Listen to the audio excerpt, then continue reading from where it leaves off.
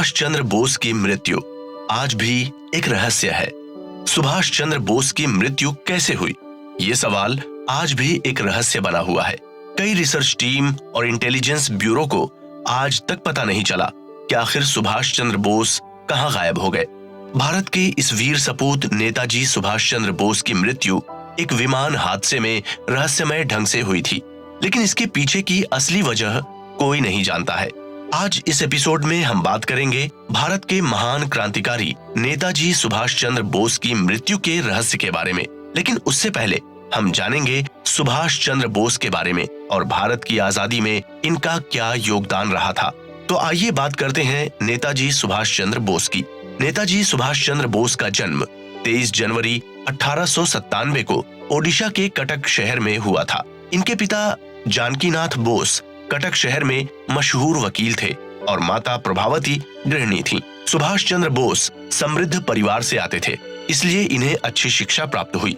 कलकत्ता के Scottish church college से उन्होंने दर्शन शास्त्र यानी फिलॉसफी में स्नातक की डिग्री हासिल की। इसके बाद साल 1919 में वे भारतीय प्रशासनिक सेवा यानी IAS की तैयारी करने के लिए इंग्लैंड चले गए। इसके बाद साल 1920 में इन्होंने भारतीय प्रशासनिक सेवा के लिए आवेदन किया और इस परीक्षा में इन्होंने चौथा रैंक हासिल किया।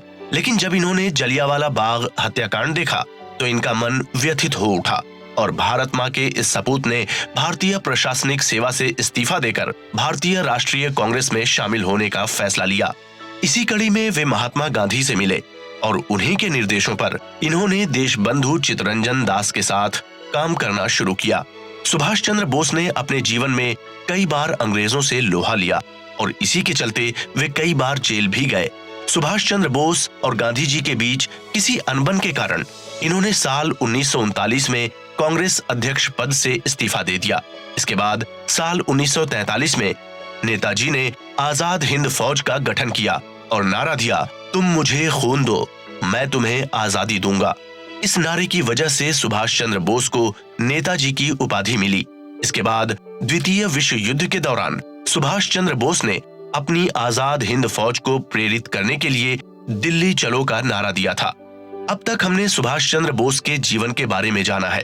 अब हम बात करने जा रहे हैं उनके मृत्यु के रहस्य के बारे में। तो आइए जानते हैं कि नेताजी सुभाष चंद्र बोस की मृत्यु के पीछे आखिर क्या वजह रही होगी। नेताजी सुभाष चंद्र बोस अक्सर नकाब पहनकर और चेहरा बदलकर अंग्रेजों को मात देते थे, लेकिन उनकी मौत एक रहस्यमय तरीके से हुई। द्वितीय विश्व युद्ध के दौरान अंग्रेजों से लड़ने के लिए उन्होंने जापानी सेना को अपने साथ मिला लिया था, लेकिन जब जापान की हार हुई तो नेताजी को नया रास्ता ढूंढना जरूरी था।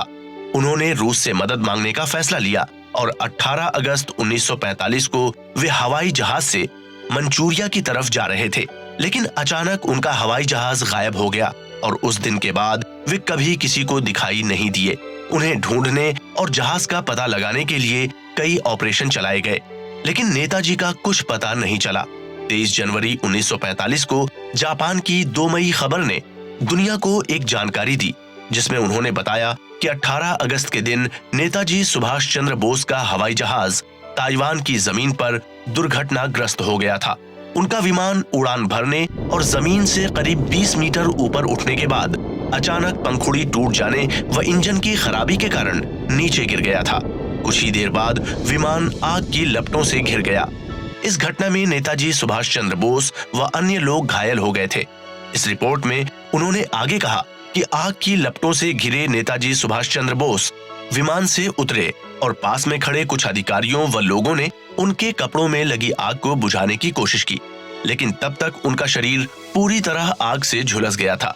इसके बाद उन्हें अस्पताल ले जाया गया और अस्पताल में नेताजी ने अपनी आखिरी सांस ली, लेकिन इस खबर से पूरी तरह संतुष्टि नहीं हुई थी।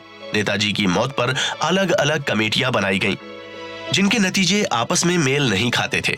कई लोग तो खुद नेताजी होने का दावा करते थे, लेकिन ये सब बेबुनियाद था।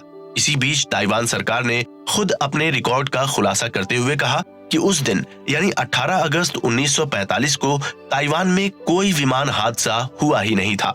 कई लोग तो ये भी मानते हैं कि सरकार को इस बात की जानकारी है कि नेताजी सुभाष चंद्र बोस की मौत विमान हादसे में नहीं हुई थी और ये सच्चाई सरकार ने जनता से छुपाए रखी।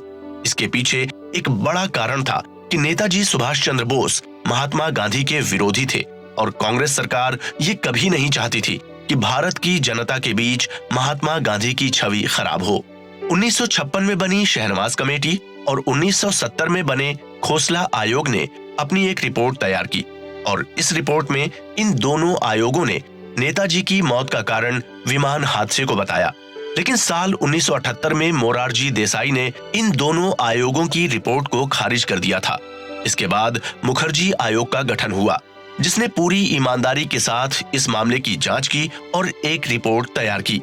लेकिन इस आयोग की रिपोर्ट को कांग्रेस ने मानने से इनकार कर दिया था।